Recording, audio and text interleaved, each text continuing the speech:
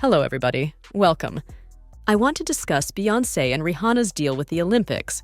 But before diving into that, I want to extend my gratitude to Babbel for sponsoring this video.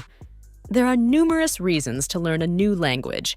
You can use it to advance your career, challenge yourself to acquire a new skill, or simply feel more connected to the world. With Babbel, learning a new language is more accessible than ever.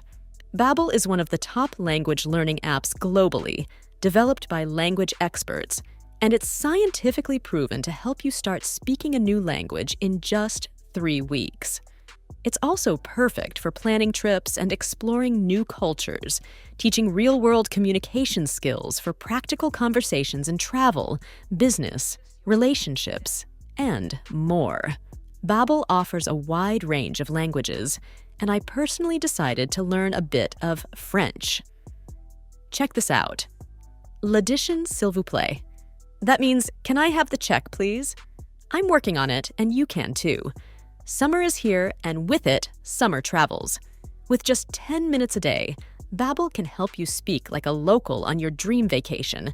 Right now, you can use my link to get 60% off your Babbel subscription. So, what language will you learn with Babbel? Thank you, Babbel, for sponsoring this video. Now, back to the topic at hand. Let's talk about Beyoncé and Rihanna's involvement with the Olympics. Recently, Rihanna announced that her brand, Fenty Beauty, is partnering with the Paris Olympics this year. Interestingly, Beyoncé has also become a new partner with the Olympics. She just released her commercial for the event, which is a significant moment. This comes shortly after Beyoncé endorsed Kamala Harris, who could potentially become the next president of the United States.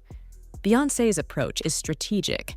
She's using political marketing to not only elevate her profile, but also to represent her country, which I think is commendable. However, it's notable that after Rihanna announced her partnership with the Olympics, Beyoncé also stepped forward with her involvement. I also noticed that Beyoncé has been promoting her haircare brand, Secre. While it's unclear if Secre has a direct partnership with the Olympics, Beyoncé, being a savvy businesswoman, wouldn't promote herself without also highlighting her products or music. She always has a plan. Do I think Beyoncé partnered with the Olympics after learning about Rihanna's partnership? Yes, I do. It seems like there's a bit of a healthy competition between them. They aren't tearing each other down. Instead, they're coexisting while keeping an eye on one another. Initially, they were competing in music, and now it appears they are doing so in the beauty market. I believe Beyoncé is closely observing Rihanna's marketing strategies, seeing how successful Rihanna has become with Fenty Beauty. Beyoncé likely aspires to build a similarly successful empire. She wants to diversify her income streams beyond music, as relying solely on music is demanding and not always sustainable. Touring is hard work, and it's not easy to generate income from music alone, so she's exploring other avenues for revenue. I noticed that Beyoncé isn't the only artist taking this approach.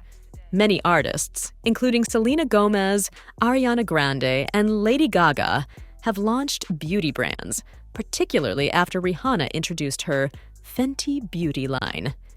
They've somewhat set their music careers aside to focus on these brands, as it's a relatively easy way to generate substantial income. Rihanna, for instance, is content with her billion-dollar status, selling makeup, clothes, eyeliner, mascara, bras, panties, and whatever else she's offering. She's involved in everything and is happy with her success, allowing her to avoid the intense effort required to promote her music and perform. She's comfortable where she is, which is why she isn't in a rush to return to making music. I believe Beyoncé wants to do the same. She seems weary of the music industry, which is evident. Fans have been requesting new visuals, but she hasn't prioritized that. Additionally, she doesn't appear to enjoy touring much anymore. This became clear in her documentary for the Renaissance Tour, where she seemed exhausted and had to push herself to perform despite having an injured leg. People don't know what I've been through, but I'm trying to do my best. It's all I can do. Just try to take it 1 hour at a time. As human beings, the way we work, the hustle, the expectations, we really have become machines. I don't think I've had a day off in like 44 days. Just a few days left. It's easy to understand why Beyoncé is looking for other income streams. I believe she's closely observing Rihanna's moves and wants to follow a similar path, which makes perfect sense. Rihanna is thriving, and while Beyoncé is also incredibly successful, she might be seeking ways to ease her workload. Now, let's talk about JT. JT recently had an issue with some of Nicki Minaj's fans. While the details are unclear, I saw a clip on Twitter where one of the Barbs accused JT of talking about Ice Spice&Yung Miami and Cardi B during a phone call. They also claimed JT gave them money to help pay rent. It seems JT was trying to build relationships with some of Nicki's fans, even sending them money. However, something went wrong, leading to a fallout, and now this situation has gone public, with JT being accused of allegedly speaking negatively about some of her peers.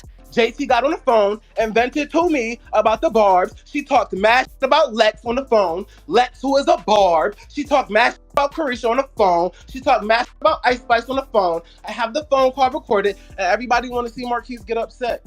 Well, here's the first time in the last 6 months since I had this page where y'all are genuinely seeing me be upset. It is not tea that I told Jatavia stank that if the Barbs are talking about you, to pay it dust because they was just talking about tape. It's not tea that she paid my rent if I just said she paid my rent. And you send the shade to address me instead of addressing me yourself because you know you got on that phone and you talked about Ice Spice and you talked about Carisha amongst other people. Post the phone call, JT, because you was talking shit about Ice Spice on the phone. Post the phone call of JT talking shit about Ice Spice and Carisha after she got on the phone with Carisha and made up with her. Do me a favor so I can post the phone call. How about that? All the things that you said on that phone, mama. On that phone for an hour talking so much shit about so many motherfucking people, you delusional bitch. Like, don't get up and be threatening me. I don't like that. Post how she said Cardi was gonna be mad once you start charting on Billboard. She ain't charted yet. Was on there for a week. Don't ever threaten me, bitch. Talking about you gonna post my text messages. Post them, bitch. I was paying JT dust because JT wants to use this fan base, the one I'm a part of, for her rollout, but I wasn't going to let her do it. But you know what? Let me tell you something. The done flopped so hard that I could say her name 50 times and it wouldn't amount to even 20K sales. And that's why I ran off with your $1,400. When I heard this, I was honestly shocked. I was like, what in the world? What's happening? What's really going on? I believe JT made a mistake. She's making some errors here. I understand she wants to expand her fan base and is trying to gain support from Nicki's fans, knowing that the Barbs are very supportive of artists. However, I think she's approaching this the wrong way. It's not beneficial for her to just pander to a fan base that's not her own. It makes more sense for her to cultivate her own fan base, as the support will be more genuine. Additionally, it's not wise to vent about your peers online. That's not a smart move at all. I hope JT learns from this and stays focused moving forward. She really needs to stay focused. Also, I don't think it was right for her to talk about Yung Miami.